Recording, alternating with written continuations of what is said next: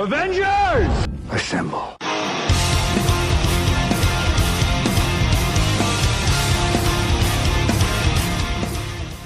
What's going on, guys? I want to welcome you to the newest episode of Fandom Unchained. Today, guys, we're going to be taking a dive into fandom itself. Now, I'm going to start doing some of these videos here and there. If there is any other IPs or any other groups of movies you'd like to see me talk about, put them in the comments down below. But today, guys, we are going to jump into the world of Ghostbusters and how it helped shape fandom for an entire generation.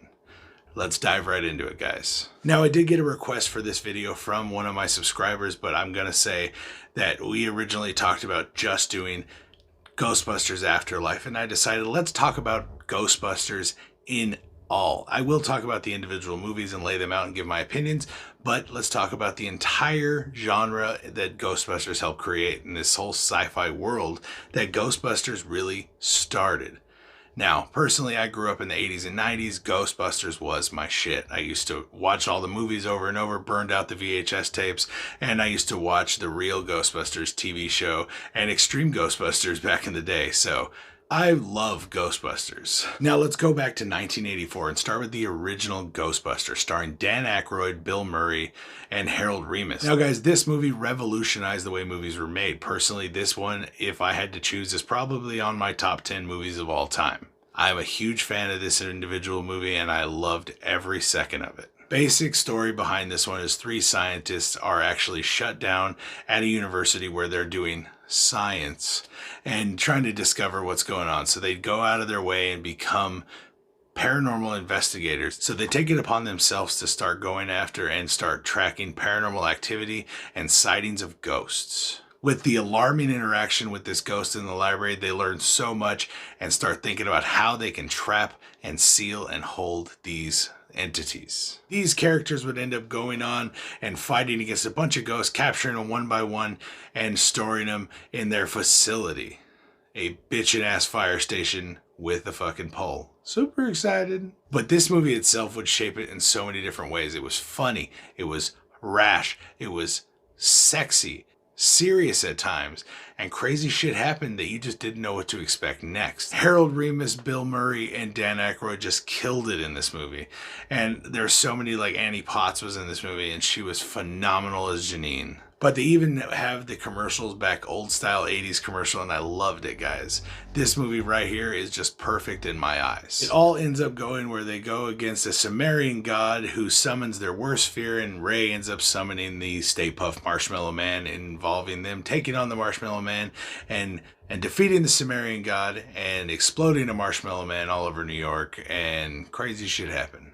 But ultimately a phenomenal movie and a fun time to watch. My kids now have watched it and they love it so much. Let's talk about Ghostbusters 2. Now, Ghostbusters 2 would continue the series in 1989. This time they're going against an entity named Vigo. He is a basic badass trapped in this painting magically, and what he does is he creates this slime that you see in the back of his painting. Now it starts flowing under New York, making everything in New York go crazy. Paranormal activity and everything just spikes because of this, and crazy shit starts going down.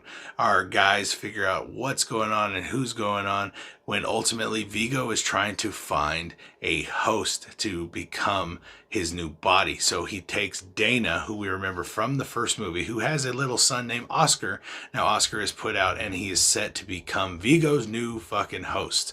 So Vigo is going to transport his crazy ass body and mind into this little boy, and it's ultimately up to our guys, the Ghostbusters, along with Rick Moranis, jumping in outside of this slime covered museum to stop everyone. But how they started is they actually get their asses into the Statue of Liberty, spraying this ooze and playing really gangster fucking old 80s 90s music that gets this sumbitch moving, and the fucking Statue of Liberty walks through downtown New York while being cheered on by all these New Yorkers and led through by police to get into this museum and stop Vigo. Ultimately, they do stop Vigo, and it is everyone saves the damn day. It is fantastic. I did love Ghostbusters 2. Nowhere near as much as the first one. A lot of people hate on it, but I liked it.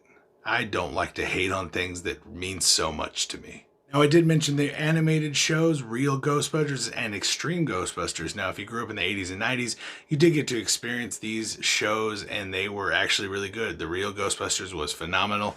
I still remember collecting all the toys from the series and just had a great time with the toys and the play sets. It was fantastic. Big part of my childhood. Can't get over that.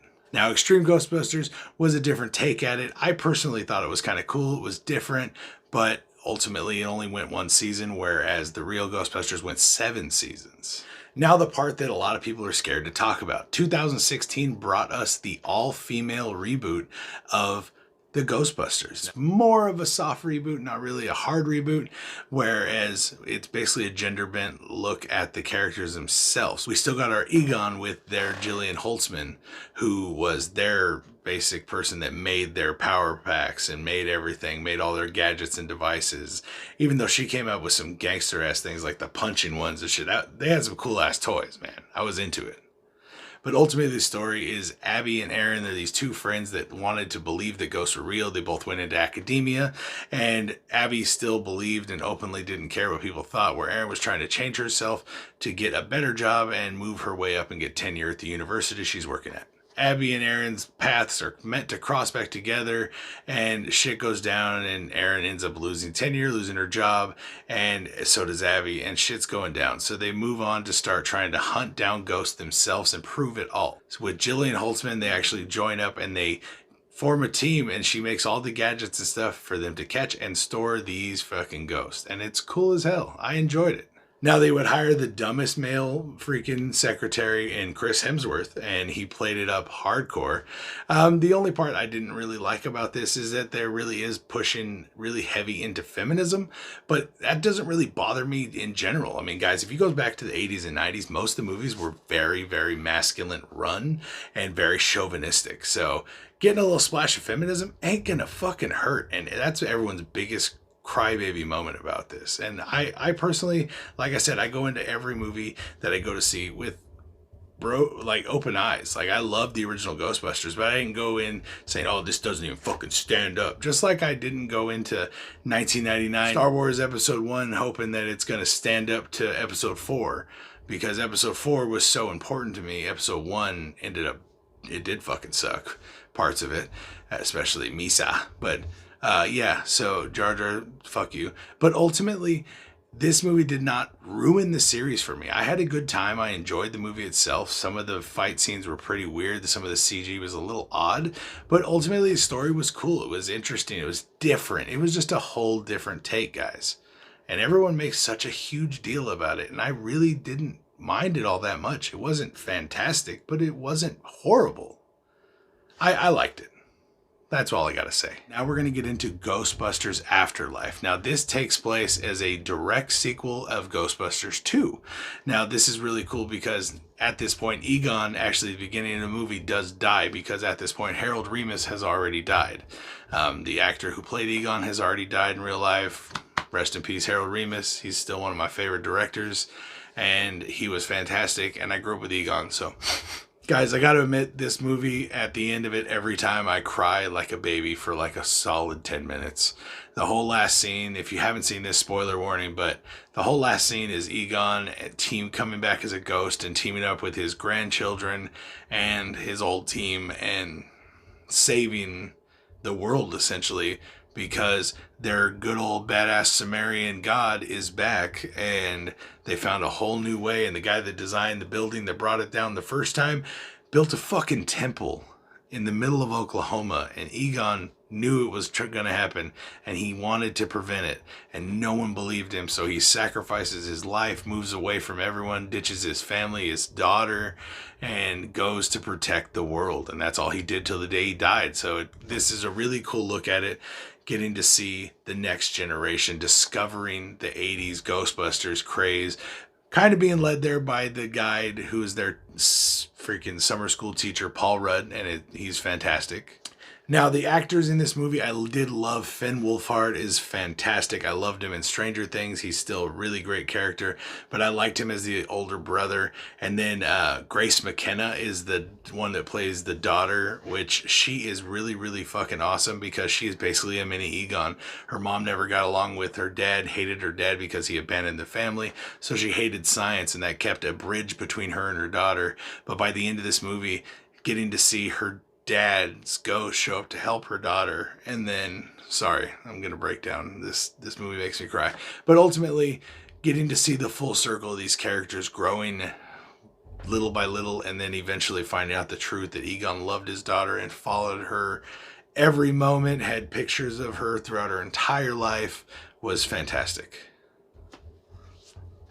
Like I said, the Harold Ramis ghost part really fucks me up at the end, but ultimately this movie was really, really good. It kept the original energy and love for the idea of the Ghostbusters and where the fandom has fallen in love with these characters over the years, and brings it back into a new fresh look and a new fresh feel. I'm really excited about this. If you guys haven't, go back and watch Ghostbusters Afterlife. The after credits scene is so cool. It leaves it open for another show when we get to see the Ecto-1 return to its original spot at that fire station, and Ghostbusters can be coming back, guys. I'm excited.